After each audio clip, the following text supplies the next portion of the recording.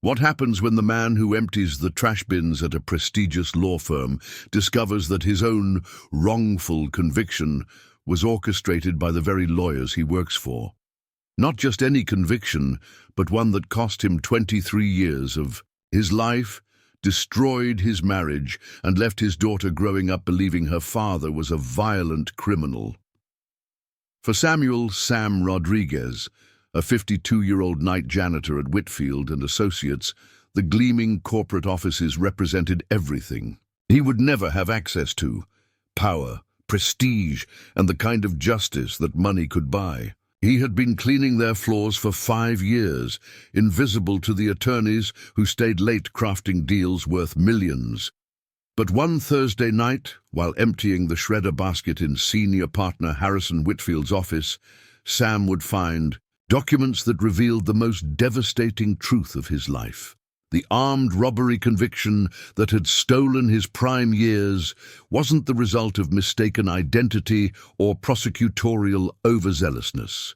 It was a carefully constructed frame-up designed by Harrison Whitfield himself to cover up his own crimes. And the real victim of that long-ago robbery hadn't been some random store owner. It had been Sam's own wife, Elena, who had discovered evidence that could have sent Whitfield to prison for life. The Whitfield Associates building stood 43 stories above downtown Los Angeles, its glass facade reflecting the city lights like a monument to corporate power. By day, it buzzed with attorneys, paralegals, and clients, moving millions of dollars through contracts and litigation. By night, it belonged to people like Sam Rodriguez, the invisible army of cleaners who maintained the temple of wealth while everyone else slept. At 52, Sam moved through the empty corridors with the quiet efficiency of someone who had learned to make himself unnoticed. His uniform was pressed, his manner respectful, and his presence so unremarkable that lawyers working late often discussed confidential matters as if he weren't there.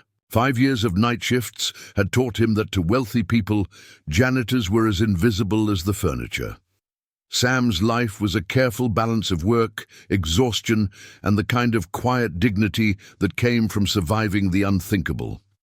23 years earlier, he had been convicted of armed robbery and sentenced to life in prison. He had served 18 years before new evidence, and a dedicated public defender had gotten his conviction overturned. The state had released him with a grudging acknowledgement of insufficient evidence, but no apology and no compensation for the decades stolen from his life. Those 18 years had cost him everything. His wife, Elena, had been murdered during a robbery attempt shortly after his conviction, the same type of crime he had been falsely accused of committing. His daughter, Isabella, had grown up in foster care, told that her father was a dangerous criminal who had abandoned his family. By the time Sam was released, Isabella was 24 and wanted nothing to do with him. Now, at 52, Sam was starting over with nothing. The janitorial job at Whitfield Associates paid enough for a studio apartment in a rough neighborhood and basic necessities. It wasn't much, but it was honest work, and Sam had learned to find dignity in the simple act of earning his own way. The irony wasn't lost on him that he was cleaning the offices of the kind of high-powered attorneys he had never been able to afford. The lawyers at Whitfield Associates represented Fortune 500 companies, Hollywood executives, and politicians. Their clients paid more for a single consultation than Sam made in a month. Harrison Whitfield himself was the kind of man Sam had learned to recognize in prison, charming on the surface, but with cold eyes that calculated everything in terms of advantage and weakness. At 65, Whitfield was still the firm's managing partner, a silver-haired patriarch who had built his reputation on ruthless efficiency and an absolute commitment to winning. Sam had been cleaning Whitfield's corner office every night for 5 years, but the attorney had never acknowledged his presence with more than a curt nod. To Whitfield, Sam was just another piece of equipment, useful but forgettable. This particular Thursday night started like any other. Sam arrived at the building at 10 p.m., punched his time card, and began his rounds on the 40th floor where the senior partners had their offices. Most of the attorneys had gone home, but a few were still working, their offices glowing with the blue light of computer screens. Sam knocked softly on Harrison Whitfield's door before entering, as protocol required. The office was empty, but the lights were still on, and papers were scattered across the massive mahogany desk. Whitfield had clearly stepped out briefly, probably, to the restroom or to grab coffee from the break room. Sam worked quickly and quietly, emptying the wastebaskets and wiping down surfaces. He was about to vacuum when he noticed that the paper shredder bin was overflowing. Long strips of shredded documents spilled onto the floor around the machine. As Sam bent to clean up the mess, several partially shredded documents caught his eye. The shredder was old and sometimes left readable fragments, especially when it was overfull like this. Most of the time, Sam didn't pay attention to the destroyed documents. Attorney-client privilege meant nothing to him, and he had no interest in the wealthy's legal problems. But one fragment made him pause. It was part of a letterhead, and he could make out enough letters to read Rodriguez versus State of California and a case number that looked familiar. Sam's hands began to tremble as he gathered more fragments. His own name, Samuel Rodriguez, appeared on multiple pieces. With growing disbelief, he began arranging the shredded strips on Whitfield's desk, trying to piece together what remained of the documents. What emerged made Sam's vision blur with shock and rage. These were copies of police reports, witness statements and prosecutorial memos from his own case. Documents that should have been turned over to his defense attorney 23 years ago, but never were. One partially reconstructed memo was addressed to Harrison Whitfield from someone at the district attorney's office. The visible text read, "As discussed, the Rodriguez case files have been, physical evidence will be, witness statements have been altered to, conviction is assured." Sam stared at the fragments, his heart pounding so hard he could barely breathe. Harrison Whitfield had been involved in his conviction. The man whose office he had been cleaning for 5 years had helped frame him for armed robbery. But why? What possible connection could there be between a struggling working-class man and one of LA's most powerful attorneys? Sam quickly gathered all the document fragments and stuffed them into his supply cart. He needed to get them somewhere safe, somewhere he could try to piece together the full truth. But as he was preparing to leave the office, he heard footsteps. In the hallway, Harrison Whitfield walked in, stopping short when he saw Sam standing beside his desk. "What are you still doing here?" Whitfield asked, his voice sharp with suspicion. "I thought you'd finished this office already." "Just cleaning up the shredder mess, sir," Sam replied, trying to keep his voice steady. "It was overflowing." Whitfield's eyes went to the empty shredder bin, then back to Sam's face. For a moment, neither man moved. Then Whitfield walked slowly to his desk, scanning the surface as if looking for something. "You didn't touch anything else, did you?" he asked casually. But Sam could hear the threat underneath. "No, sir. Just emptied the trash and cleaned the shredder." Whitfield nodded, but his eyes remained cold and calculating. "Good. You can finish up now." Sam gathered his supplies and left the office, feeling Whitfield's gaze on his back.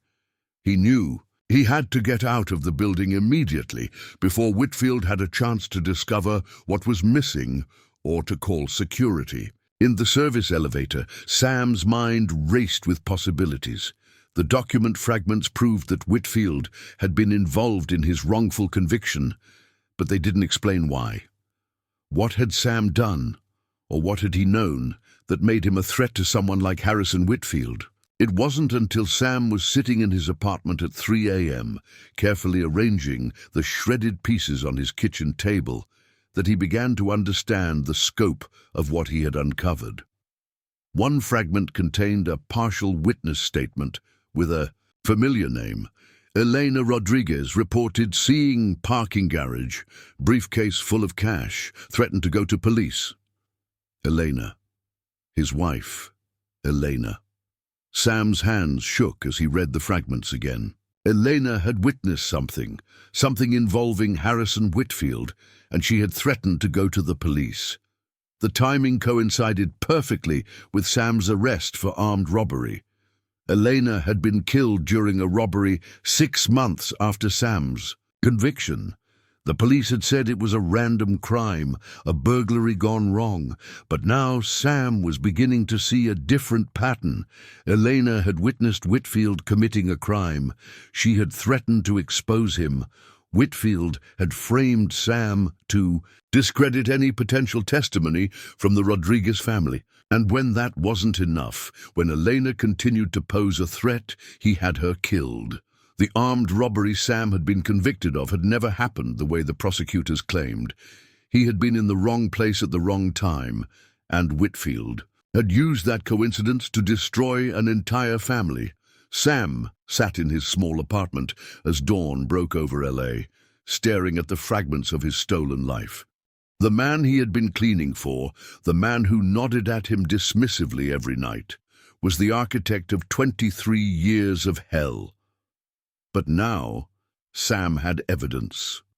Not enough to take to court yet, but enough to start asking the right questions. The invisible janitor was about to become the most dangerous enemy Harrison Whitfield had ever faced.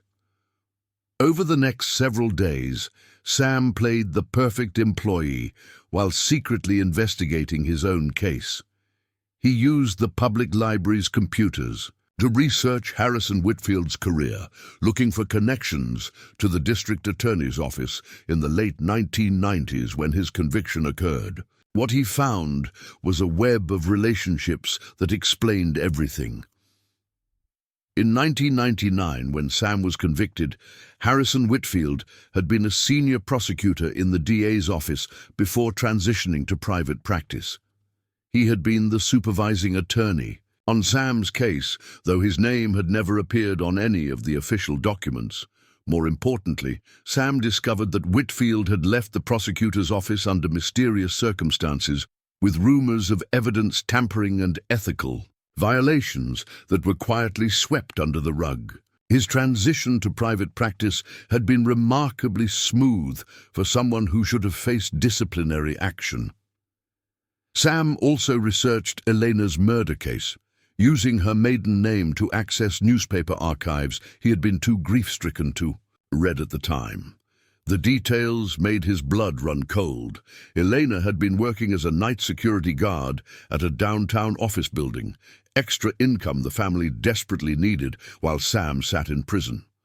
The building housed several law offices and financial firms. She had been killed during her shift, shot by an unknown intruder who had apparently been trying to access one of the offices. The office that had been burglarized belonged to a forensic accounting firm that specialized in investigating corporate financial crimes. Elena had interrupted someone trying to steal files, and she had died for it. Sam was beginning to see the full picture. Elena hadn't just witnessed a crime, she had evidence of one. She had worked security at a building where financial investigators were looking into corporate corruption. She had seen something, probably involving Whitfield's private clients, that was worth killing for. Framing Sam for armed robbery had been Whitfield's first attempt to silence the Rodriguez family. When Elena continued to be a threat, working security in a building that housed potential evidence against him, Whitfield had escalated to murder. But Sam still needed proof that would stand up in court. The document fragments were suggestive, but they wouldn't be enough to reopen his case or charge Whitfield with murder. He needed more evidence, and he knew exactly where to find it. Harrison Whitfield's private safe. Sam had been cleaning Whitfield's office for 5 years. He knew that the attorney kept a safe hidden behind a painting of the LA skyline. He had seen Whitfield access it occasionally, always after the cleaning staff had left for the night. But Sam worked the late shift. He would still be in the building when Whitfield thought he was alone. The plan was dangerous and probably illegal. If Sam was caught breaking into Whitfield's safe, he would go back to prison, this time legitimately. But the alternative was letting his wife's killer go free while continuing to clean the man's office every night. Sam chose a Friday night when he knew Whitfield would be working late on a major case. He completed his normal cleaning routine, then hid in a supply closet on the 40th floor until the building was nearly empty. At midnight, when only the overnight security guard was left in the building, Sam made his way back to Whitfield's office. He had studied the lock on the painting for months, and he had brought tools borrowed from his neighbor, a retired locksmith. The safe was old-fashioned, relying on a combination lock rather than modern electronics. Sam had spent hours watching Whitfield's hand movements when he accessed it, trying to memorize the sequence. It took him 27 tries, but finally the safe clicked open. Inside was a treasure trove of evidence that went far beyond Sam's case. Whitfield had been using his position first as a prosecutor, then as a private attorney to facilitate a massive corruption scheme involving judges, police officials, and corporate executives. The files documented decades of bribery, evidence tampering, and witness intimidation. Whitfield hadn't just been a corrupt lawyer. He had been the central coordinator of a criminal enterprise that had perverted justice throughout Los Angeles County. Sam's case was just one folder among dozens, but it contained everything he needed. The original police reports before they were altered, witness statements that contradicted the testimony given at trial. Most damning of all, a handwritten note. From Whitfield to an associate. E. Rodriguez becoming problematic, husband neutralized, but wife still has access to Meridian files. Permanent solution required. Elena's murder had been premeditated and ordered by Harrison Whitfield himself. Sam photographed every document, his hands shaking with rage and vindication. After 23 years, he finally had proof of his innocence and evidence of the conspiracy that had destroyed his family. But as he was preparing to leave, Sam heard the elevator arriving on the 40th floor. Someone was coming, at 2 a.m. on a Saturday morning, which could only mean trouble. Sam quickly closed the safe and returned the painting to its original position, but there wasn't enough time to escape the office. He hid behind Whitfield's massive desk just as the office door opened. Harrison Whitfield walked in, but he wasn't alone. With him was Marcus Thompson, head of security for the building, and Detective Ray Morrison from LAPD, a man Sam recognized from his original case. "I told you the Rodriguez situation would eventually become a problem," Detective Morrison was saying. "He's been asking too many questions, accessing files he shouldn't be looking at.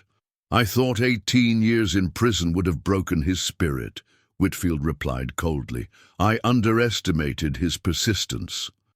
The man's got nothing left to lose," Thompson observed. "His wife is dead, his daughter won't speak to him. He's working as a janitor in your building. He's got every reason to want revenge." From his hiding place, Sam realized they were talking about him. Somehow, they knew he had been investigating his case. "The question," Whitfield said, settling into his desk chair directly above where Sam was hiding, "is how much he knows and how much proof he has." Detective Morrison pulled out a manila folder. "I've been monitoring his activities. He's been using library computers to research your background, looking into Elena Rodriguez's murder case, requesting copies of old police reports. He knows enough to be dangerous. Then we handle him the same way we handled his wife," Whitfield said matter-of-factly. "Another random crime, another unsolved case. Los Angeles is a dangerous city." Sam's blood turned to ice. They were planning to kill him, just as they had killed Elena. "It needs to look natural," Morrison continued. "An accident, maybe, or a robbery gone wrong in his neighborhood. That area sees a lot of violence." "I leave the details to you," Whitfield said. "Just make sure it happens soon.